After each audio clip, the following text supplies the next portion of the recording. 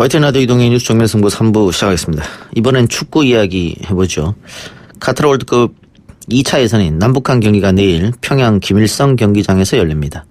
북한은 우리 측 취재진과 응원단의 방북을 허가하지 않았고 생중계도 사실상 무산돼 취재, 응원, 중계가 없는 깜깜이 경기라는 비판이 나오고 있는데요. 지난해 북한 김일성 경기장에서 남북한 유소년 축구 경기를 중계하셨던 분입니다. 대한축구협회 국가대표 전력강화위원회 위원을 맡고 있는 한준희 축구 해설위원 연결합니다. 위원님. 여보세요? 네, 안녕하십니까. 예. 오랜만에 연결합니다. 네, 그렇습니다. 네. 지난해 평양 다녀오셨죠? 네네네. 예. 평양 원정 분위기 어땠습니까, 지난해는? 원정 분위기는 역시 뭐 입추의 여지 없이 관중들이 들어차고요. 예. 가장 이제 다른 경기장과의 차이점이라고 한다면 우리의 경우에도 물론 붉은 악마를 중심으로 한 어떤 조직적인 응원이 있기는 합니다만 이 북한의 특히 김일성 경기장의 경우에는 전체 관중들이 모두 하나가 돼서 아주 조직적인 응원을 하는 것으로 유명하다고 보시면 되겠습니다. 그러니까 정말 모든 관중들이 하나의 목소리가 돼서 일사불란하게 응원하는 일은 다른 경기장에서는 쉽사리 찾아보기는 어려운 일인데 또 북한의 경기장에서는 그것이 가능합니다. 김일성 경기장의 수용 인원도 꽤 되죠? 수용 인원은 기본적으로는 이제 5만여 정도로 일단 추산이 되고요. 예. 하지만 뭐 정말 이 경기는 중요한 경기이기 때문에 더 많은 관중들이 들어올 가능성도 있는데 기본 수용 인원 자체는 5만여 명 정도로 예상이 됩니다. 예. 지금 뭐 깜깜이 경기가 예상이 된다고 하는데 일단 북한 관중석은 꽉 차겠다 이런 생각을 하고 계시네요. 네, 100% 꽉 찬다고 보여집니다. 예. 자, 이번에 선수들 휴대폰 당연하고 책도 못 갖고 들어간다라고 하는데 작년에는 어땠습니까?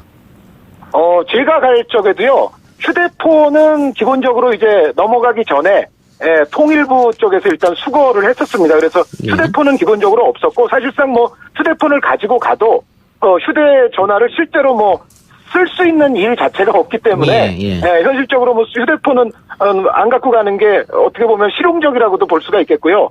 그리고 책이라든가 이런 부분은 작년에 저 같은 경우는 사실은 남자 8팀, 여자 2팀이 참여하는 대회였거든요. 예. 그래서 사실 뭐 일정이라든가 해야 할 일들이 또 빡빡하게 많았기 때문에 저 같은 경우는 뭐 책은 아예 가져갈 생각을 안 했습니다. 그리고 노트북 컴퓨터의 경우에는 일부 기자들의 경우에는 작년에는 허용이 됐습니다만 올해 뭐 우리 선수들의 경우에는 허용이 안 되는 걸로 지금 기사가 나와 있죠. 예, 선수는 물론이고 지금 뭐 취재진도 못 가는 실정인데 그 월드컵인데 중계가 안 된다 이런 경우가 있었나 모르겠어요.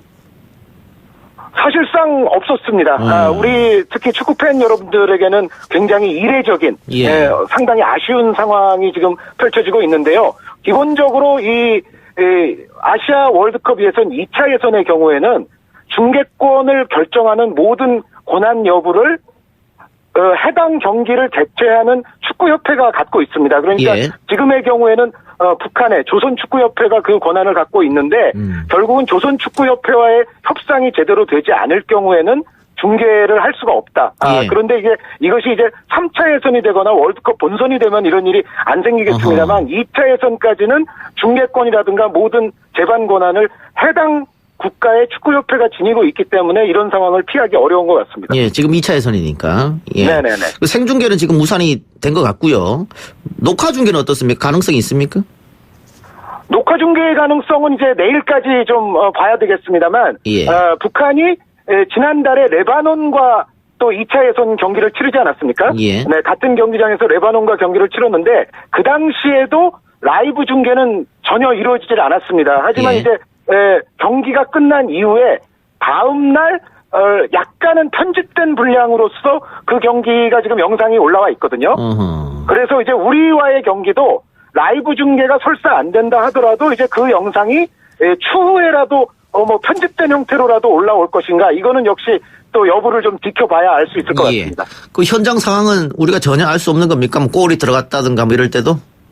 골이 들어간 상황은 알 수 있을 겁니다. 그것은 기본적으로 아시아 축구연맹 AFC가 전체 2차 예선 월드컵 예선 경기들을 문자 중계를 하고 있거든요. 그런데 다만 이 문자 중계가 대단히 단순합니다. 예. 선수가 교체가 된다든가 아니면 지금 말씀하신 골 같은 상황이 터진다든가 아니면 뭐 경고나 퇴장 같은 상황이 발생한다든가 이런 상황에서만 문자 중계가 이루어질 것이기 때문에 AFC에서 문자 중계를 하더라도 그것은 굉장히 기본적이고 단순한 사항에 그칠 것이다. 그래서 우리가 경기 내용을 문자 중계로 미루어 짐작할 수는 없을 것이라고 예상이 됩니다. 예.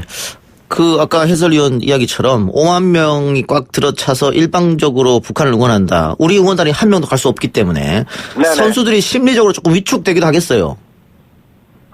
일단 아까도 말씀드렸던 바대로 굉장히 조직적으로 엄청난 함성과 더불어서 이제 응원이 펼쳐질 것이기 때문에 우리 선수들이 분명히 부담을 어느 정도는 느낄 겁니다. 그런데 한편으로는 제가 생각했을 적에 제가 작년에 갔을 때 중학생들이 가서 경기를 했었거든요. 예.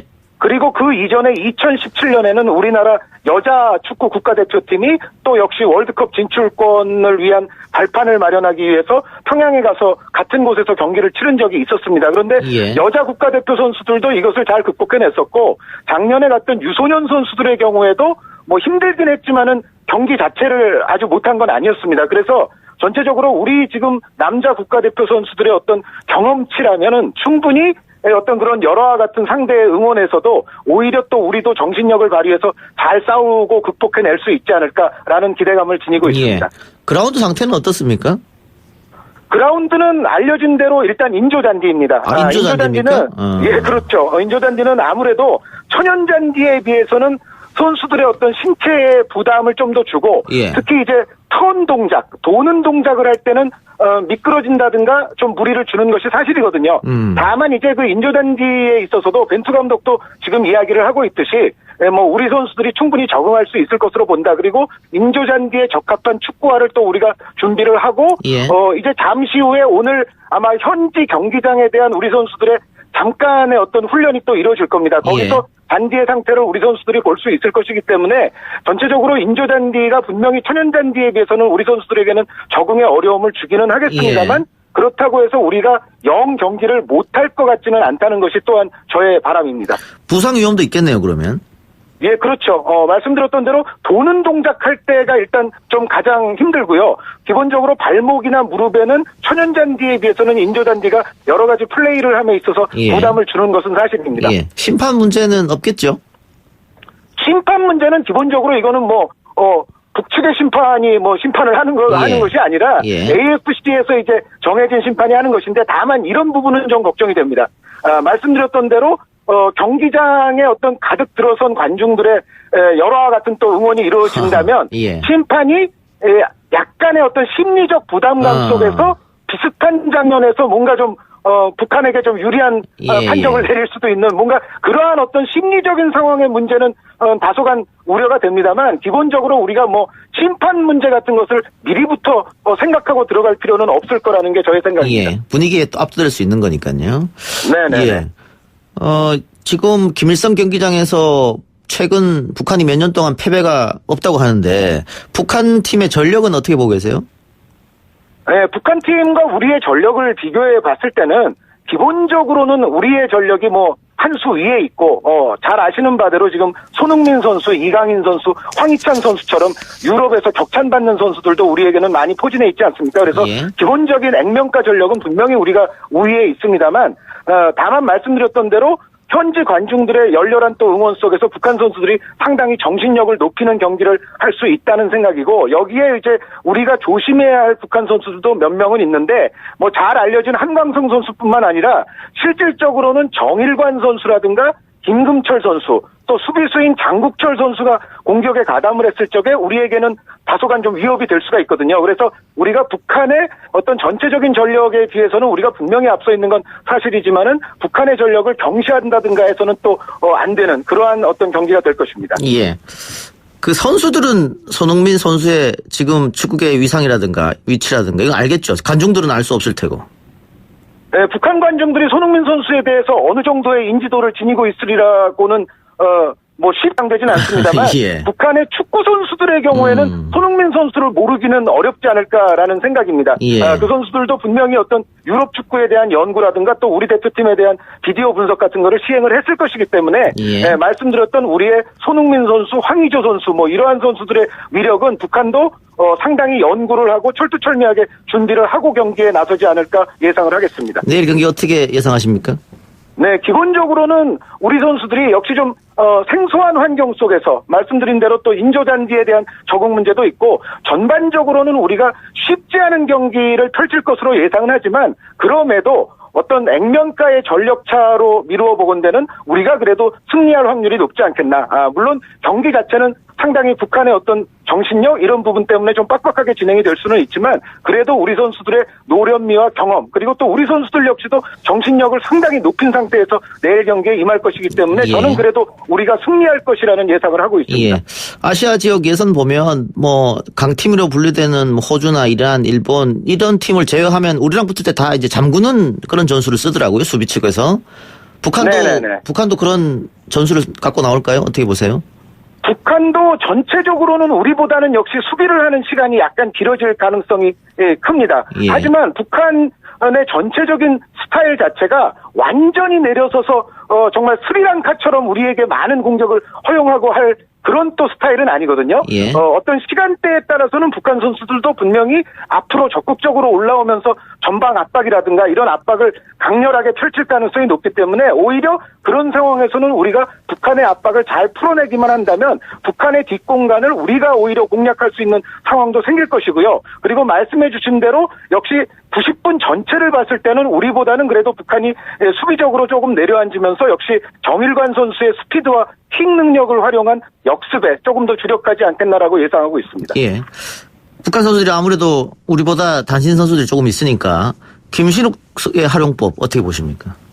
네, 김신욱 선수가 투르크메니스탄전에서 이제 조금 활약을 했었고 그리고 지난 스리랑카전에서는 엄청난 활약을 선보였었는데요. 예. 저는 김신욱 선수가 우리 대표팀의 이른바 플랜 A 그러니까 선발 라인업에 들어오지는 않을 것이라고 예상을 합니다만 예. 지금 바로 진행자께서 말씀해 주신 대로 북한 선수들과 비교해봐도 김신욱 선수는 역시 신체 조건에서 월등한 신체를 지니고 있기 때문에 예. 한 경기가 후반부로 갔을 때 한 70분 이 정도에서 김신욱 선수에게 충분한 시간을 부여하면서 투입을 하게 된다면 분명히 김신욱 선수의 소기의 효과를 북한전에서도 우리가 누릴 수 있지 않을까라고 기대를 하고 있습니다. 예. 내일 북한전 당연히 이겨야 되는 경기고요. 월드컵 아시아 예선이니까. 그런데 다음 달인가요? 우리 브라질하고 경기가 예정돼 있다 이런 뉴스가 있던데 맞습니까? 네네. 그것은 우리가 이제 다음 달에는 북한 못지않게 중요한 상대가 있습니다. 예. 우리가 레바논과의 원정 월드컵 2차 예선 경기가 있거든요. 예. 그런데 비슷한 시점에 브라질도 중동 지역에 와서 또 경기를 하게 돼 있어요. 그래서 예. 우리도 어차피 중동으로 날아가고 브라질도 또 중동으로 날아올 것이기 때문에 예. 두 축구협회의 이해관계가 잘 맞아떨어져서 어허. 우리와 브라질이 이제 한 차례 또 친선 경기를 치르기로 지금 계획이 돼 있는데 브라질 같은 팀과의 평가전이라면 우리는 언제든 대환영이다 이렇게 예. 보시면 될 것 같습니다. 그런 강팀하고 계속 붙어봐야 우리 실력도 늘어나는 거 아니겠습니까? 그렇습니다. 예. 예. 브라질전도 아마 재밌게 우리가 지켜볼 것 같은데, 당연히 브라질전은 중계가 되겠죠. 그거는 다음 이제 레바논전, 그리고 레바논과의 2차 예선 경기부터 브라질과의 평가전까지는 틀림없이 중계가 될 예. 것입니다. 하나만 더요. 손흥민 선수 네네. 너무 혹사하는 거 아니냐? 대표팀과 자신이 몸담고 있는 팀을 왔다 갔다 하면서 그런 이야기 있던데 어떻게 보십니까? 네, 손흥민 선수에 대해서는 저도 조금은 이제 체력적으로 무리스러운 기용이라는 생각이 들 때도 있기는 합니다만 예. 역으로 하지만 이것을 이제 벤투 감독 입장에서 생각해 본다면 예. 역시 손흥민 선수는 우리 팀의 전체적인 전술에 있어서의 중심이거든요. 예. 그래서 스리랑카 같은 약팀과의 경기라 할지라도 손흥민 선수를 선발 라인에서부터 아예 빼고 경기하기에는 조금 어렵고 스리랑카도 역시 우리의 월드컵 2차 예선 상대였기 때문에 손흥민 선수를 또 조금은 무리스러운 가운데 기용을 하기는 했습니다만 그래도 다행스러운 점은 스리랑카전에서는 손흥민 선수를 비교적 일찍 교체해서 좀 쉬도록 했었습니다. 그래서 그러한 어떤 손흥민 선수를 스리랑카전에서 좀 교체해서 쉬도록 한 시간을 준 것이 이번 북한전에는 좀 좋은 효과를 발휘하기를 기대해 보겠습니다. 알겠습니다. 위원님 오늘 말씀 여기까지 듣겠습니다. 네, 감사합니다. 예, 지금까지 한준희 축구 해설위원이었습니다.